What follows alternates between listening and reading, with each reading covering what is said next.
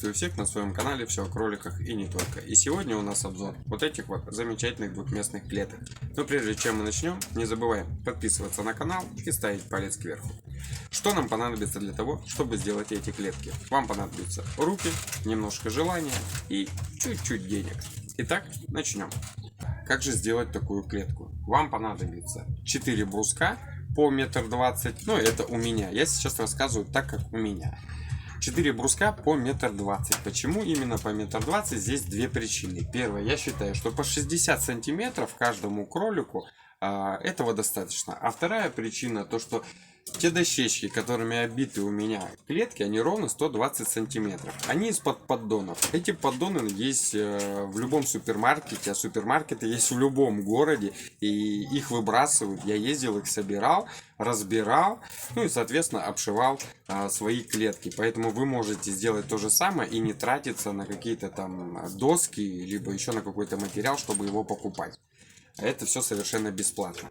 Дальше у нас идет высота. Высота у меня самих брусков 40 сантиметров. Но за счет того, что у меня бруски по 5 сантиметров, у меня общая высота 45 сантиметров. Соответственно, раз, два, три, 4 бруска по 40 сантиметров.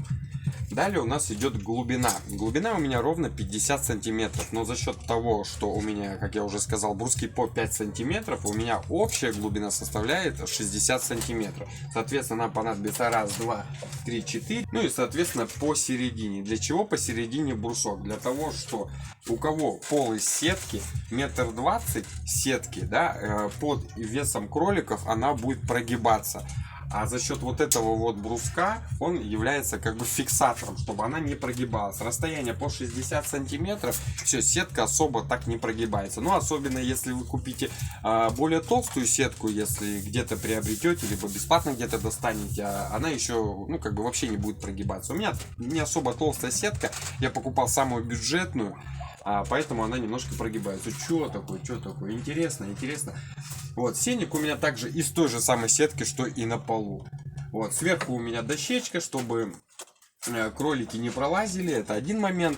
Ну, такие подрастающие, да, бывает, что у меня в таких и сидят и подрастающие поколения. Ну и, соответственно, вдруг крысы. Ну, мало ли. Вот. Также буквой В мы вырезаем 2 бруска для сенника. Приколачиваем его либо на шурупы, либо на гвозди сверху и снизу по 2 штуки. Либо 2 шурупа, либо 2 гвоздя. Почему именно по 2? Потому что если вы прикрутите по одному здесь и по одному здесь, он будет просто туда-сюда ходить. Вот. А когда вы прикрутите по 2, соответственно, никуда он ходить не будет. Он уже будет, вот все, он закреплен. Никуда он не денется. Видите, маленько все равно ходит. Все, и сюда удобно вот сено залаживать. Все, вертушка, открывать, закрывать. То есть вот открыл, пожалуйста, все в свободном доступе. Также закрыл.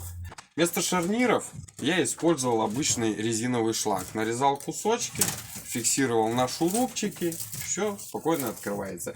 Дверь также из брусков, только из дюймовки. Также вымерял, отрезал, скреплял.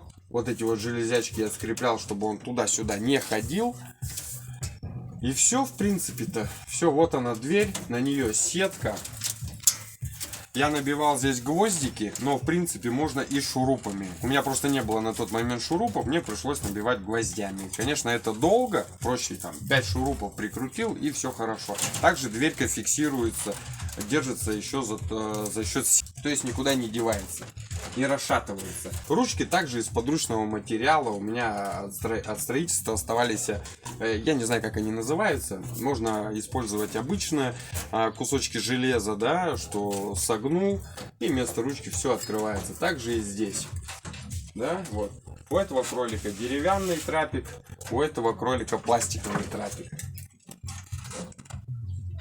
В принципе, все, ничего сложного нет. У меня 2 вида клеток. Одни клетки у меня пол из сетки. И для эксперимента я сделал пол из реек.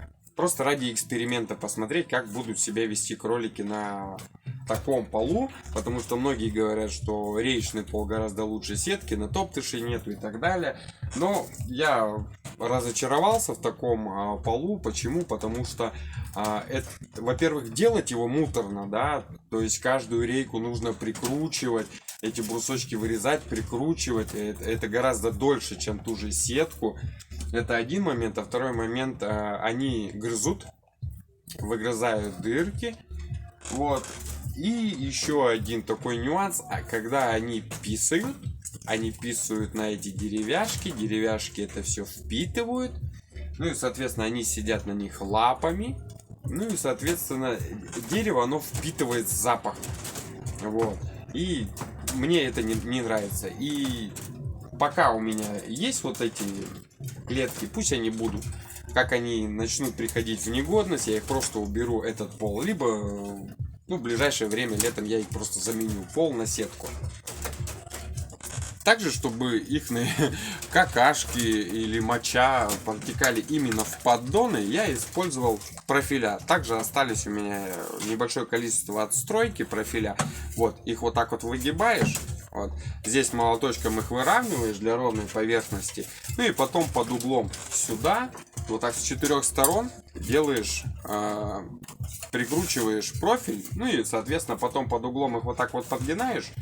Делаешь под углом, фиксируешь, чтобы они не разъезжаешь, и все. И по вот этой вот, по этому профилю вся моча и какашки стекает сразу в поддон. У кого нету профилей, можно использовать обычное железо. В принципе, оно тоже подойдет, оцинковка, либо еще что-нибудь, неважно. Любое железо также можно сделать. Вот. Ну и обычные вот поддоны. Все сюда стекает. Вот так вот. Ну, я потом прихожу, просто вытряхиваю поддоны и ничего сложного. Еще один плюс вот этих именно клеток, не встраиваемых, потому что они мобильные. То есть я их в любое время могу снять. Они здесь постояли, мне не понравилось, либо при каких-то обстоятельствах мне нужно их перенести. Я их просто один беру, уношу и все. Другое место, куда я захотел, я их поставил. В отличие от встраиваемых. Встраиваемые я уже никуда не дену. Их придется полностью разбирать и переделывать. А эти все вынес, унес, занес, ну и так далее. Ну, в принципе, вот и все. Ну и что еще могу добавить? Обшивал я с наружной стороны. Данные клетки подойдут в основном для уличного содержания. То есть ветер практически сюда не попадает в эти клетки за счет того, что он обшит практически вплотную. Ну и для помещения эти клетки также подойдут. Солнечного света через вот эти вот дверцы им в принципе достаточно. У нас солнце заходит оттуда, идет, и в принципе практически целый день им здесь светло, поэтому света им хватает. Как вы можете видеть, ничего сложного в том, чтобы сделать данную клетку, нету. И практически все бесплатно. Брусочки, которые можно напилить из старых досок. Обшива, да, чем я обшивал, я уже сказал, это можно взять в любом супермаркете. Это также бесплатно. Что еще? Вот эти вот вертушки, да, которые открываются, закрываются. Также из обычных брусочков все это делается. Шарниры также из резины. В общем, практически в 99% данная клетка, она обходится бесплатно. Да, нужно будет добавить на сетку, если у вас сетки нет. Если есть, то вообще бесплатно. Ну и, соответственно, вот эти вот стоки. Данные клетки меня полностью устраивают во всем. В минусов я в них не вижу. Возможно, если вы видите в таких клетках какой-то минус, можете написать в комментариях. Мы это все обсудим, обговорим. Также здесь кормушки просто на болтике прикручиваются.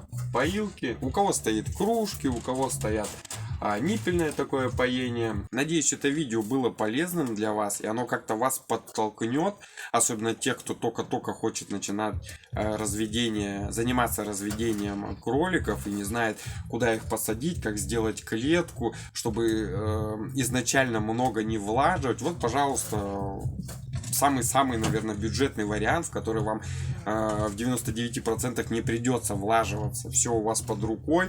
Нужно проявить смекалку, где достать. Я вам уже сказал, да, в любом супермаркете эти дощечки. Также из этих поддонов можно делать бруски. Они, конечно, метровые, но попадается 1,20 м.